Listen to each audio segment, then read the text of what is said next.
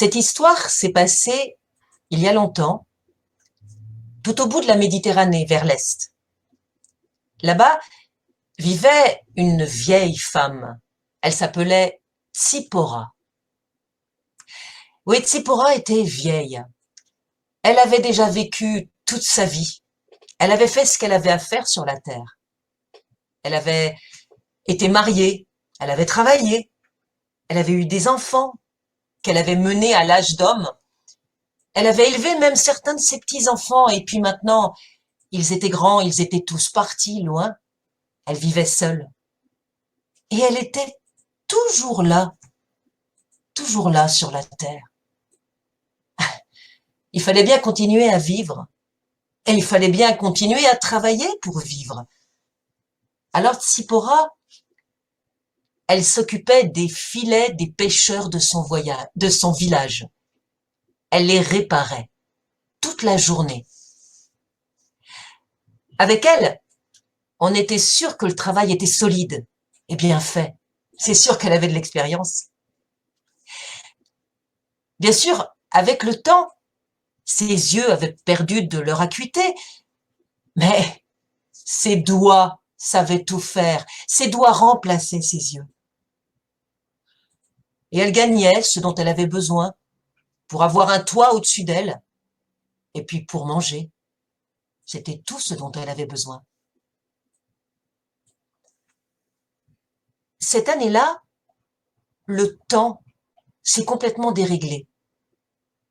À la fin de l'été, ce n'est pas l'automne qui est arrivé, c'est l'hiver. Un hiver froid, rude, avec des tempêtes qui succédaient aux tempêtes sans arrêt.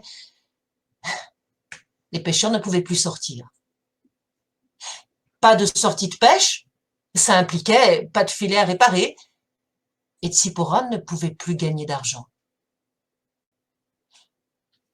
Elle a attendu, patiemment, elle a mangé ses provisions, et puis après elle a mangé ses quelques économies, et puis elle avait beau pas manger grand-chose, un jour est arrivé où elle n'avait plus rien. Alors ce jour-là, Tsippora a pris un sac de toile beige avec une rayure bleu marine. Elle a bien fait attention, elle a vérifié qu'il n'était pas troué. Et puis elle est partie de chez elle.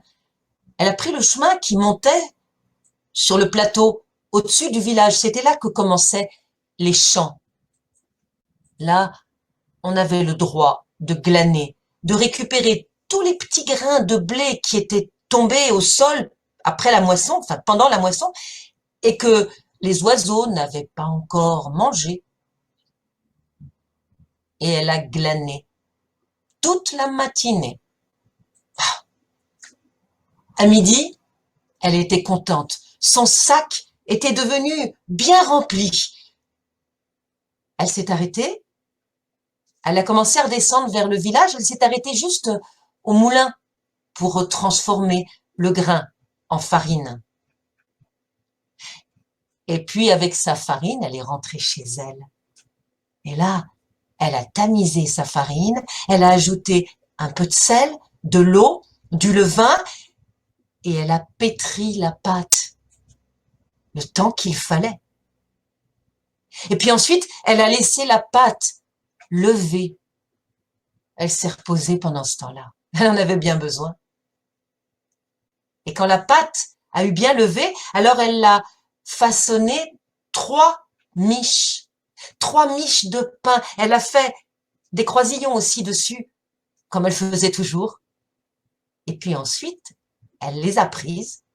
Et elle est ressortie de chez elle, elle a traversé tout le village et elle est allée chez le boulanger pour les faire cuire, dans le four du boulanger. Là encore, elle a attendu. Elle a essayé de pas trop penser à ces pains qui allaient arriver. Et ils sont arrivés. 3 beaux pains, tout dorés, tout odorants, appétissants. Elle les a fourrés dans son sac, ils étaient tout chauds encore.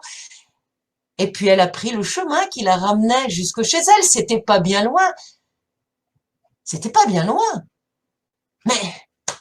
Mais tout d'un coup, le vent s'est levé. un vent qui l'empêchait d'avancer. Il était face à elle.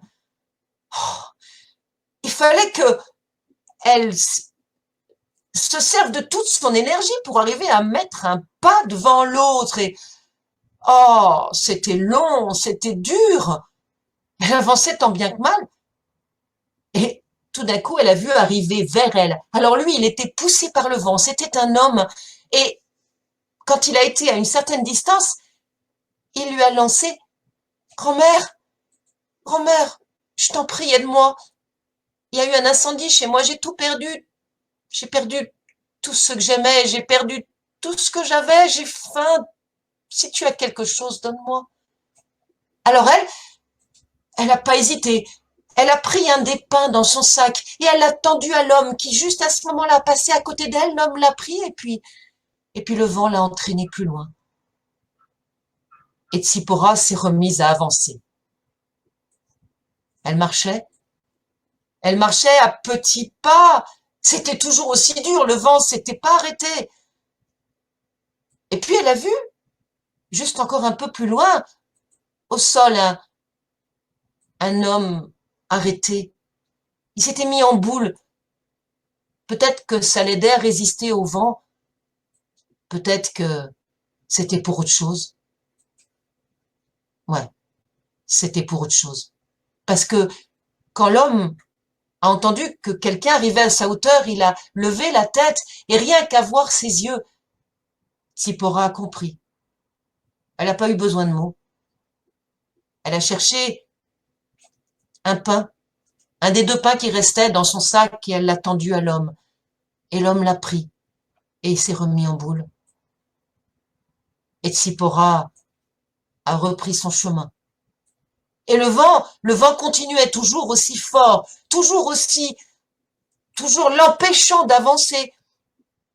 Alors Tsipora, elle a fait comme on fait parfois quand on vit tout seul depuis trop longtemps. Elle s'est mise à lui parler au vent. Elle lui a crié: Mais ça suffit le vent, ça suffit. Tu vois pas que tu m'empêches d'avancer? Tu vois pas comme je suis vieille, je suis fatiguée. Laisse-moi un peu tranquille, le vent. Juste à ce moment-là, le vent s'est arrêté. Il est tombé. Oh ben, elle avait plus beaucoup de chemin à faire. Plus que 10 pas à faire. Dans quelques secondes, elle serait chez elle. Ah oui, mais non, non. Parce que tout d'un coup, une bourrasque incroyable s'est abattue sur sa maison et a enlevé sa maison. Et Tsipora a vu sa maison qui s'envolait. Oh, pas, pas en un morceau, non. Non, il y avait le toit par là, un morceau de mur par là, un bout de bois par ici, et puis même sa couverture, sa marmite. Le vent emportait tout. Et comme si ça suffisait pas, le vent s'est jeté sur elle. Et en un instant, elle s'est retrouvée à terre, les bras grands ouverts, et puis la bouche grande ouverte aussi, et les yeux fixés sur le sac. Elle l'avait lâché, bien sûr, et le sac volait. Il voltigeait dans le ciel, emmené par le vent, le sac avec le pain qui lui restait. Et Tsipora, avec sa bouche ouverte, elle regardait le sac qui voltigeait comme un oiseau, qui voltigeait vers la mer, au-dessus de la mer, et le sac qui a fini par disparaître derrière les nuages.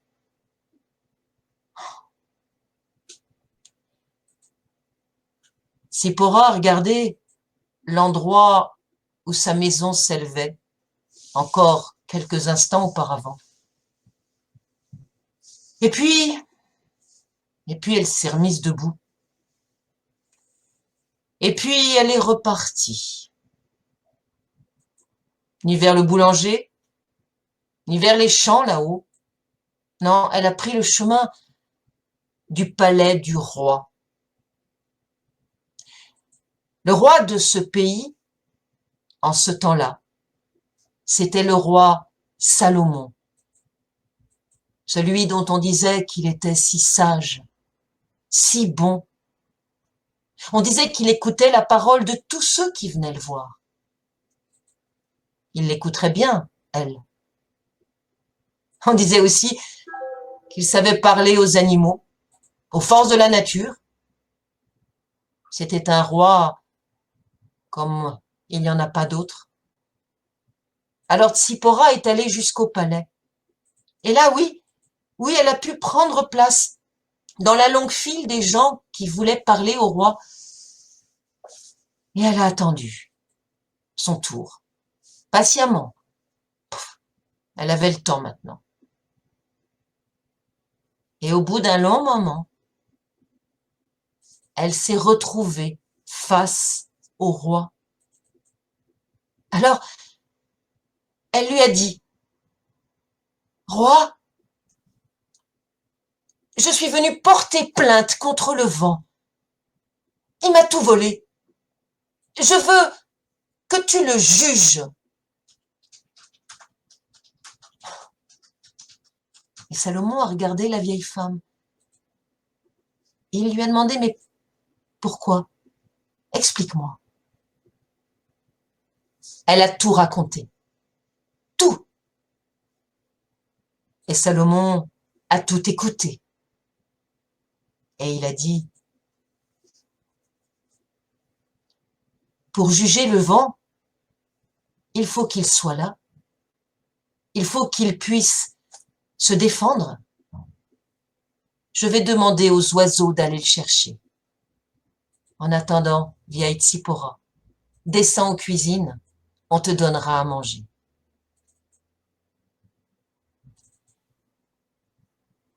Un peu plus tard, Tsipora est remontée des cuisines, elle avait le ventre plein. Elle est allée s'asseoir au fond de la salle d'audience, sur un banc. Il y avait encore quelques personnes là devant le roi, et puis surtout, des marchands, 3 marchands étrangers, ça se voyait à leurs vêtements. Quand ils sont arrivés devant le roi, ils se sont prosternés, et puis l'un des 3 a tendu au roi un coffret à moitié ouvert dans lequel il y avait énormément de pièces d'or. Et le marchand a tendu ce coffret à Salomon et il lui a dit, « Ô roi, nous te prions d'accepter ces 10 000 pièces d'or et nous te prions de les donner à un pauvre de ton pays. »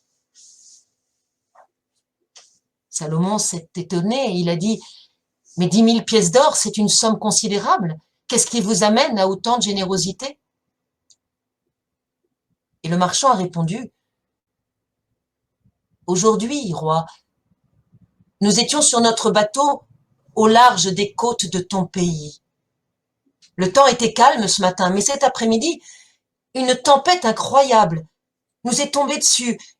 Oh, les marins, les matelots de notre bateau n'ont pas ménagé leurs efforts, mais ils ont lutté comme ils pouvaient, mais le bateau a heurté un récif et une voie d'eau s'est formée dans le bateau, l'eau s'est engouffrée.